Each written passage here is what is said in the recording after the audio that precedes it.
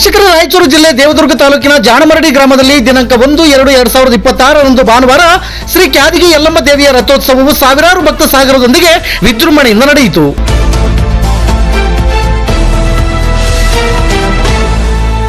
ಜಾಣಮರಡಿ ಗ್ರಾಮದ ಮತ್ತು ಸುತ್ತಮುತ್ತಲಿನ ಗ್ರಾಮಗಳ ಆರಾಧ್ಯ ದೇವತೆ ಶ್ರೀ ಕ್ಯಾದಗಿ ಯಲ್ಲಮ್ಮ ರಥೋತ್ಸವವು ಕಳೆದ ಭಾನುವಾರ ಭಾರತ ಹುಣ್ಣಿಮೆಯ ದಿನ ಸಂಜೆ ಕುಂಭ ಕಳಸ, ಭಾಜ, ಭಜಂತ್ರಿ, ಡೊಳ್ಳು ಕುಣಿತದೊಂದಿಗೆ ಅದ್ದೂರಿಯಾಗಿ ನಡೆಯಿತು. ರಥೋತ್ಸವದ ಸಂದರ್ಭದಲ್ಲಿ ಭಕ್ತರು ರಥಕ್ಕೆ ಬಾಳೆಹಣ್ಣು ಉತ್ತತ್ತಿ ಎಸೆದು ಭಕ್ತಿ ಸಮರ್ಪಿಸಿದರು. ಪ್ರತಿ ವರ್ಷದಂತೆ ಈ ಸಾರಿಯೂ ಕೂಡ ಯಾವುದೇ ರೀತಿಯ ವಿಘ್ನಗಳಿಲ್ಲದೆ ರಥೋತ್ಸವವು ಅತ್ಯಂತ ವಿಜೃಂಭಣೆಯಿಂದ ನಡೆಸಲಾಯಿತು ಎಂದು ಗ್ರಾಮದ ಜೆಡಿಎಸ್ ಮುಖಂಡರಾದ ಮಲ್ಲಣ್ಣ ಜಾಣಮರಡಿ ಅವರು ಈ ನಮ್ಮ ಗರುಡ ನ್ಯೂಸ್ ಮಾಧ್ಯಮಕ್ಕೆ ತಿಳಿಸಿದ್ದಾರೆ.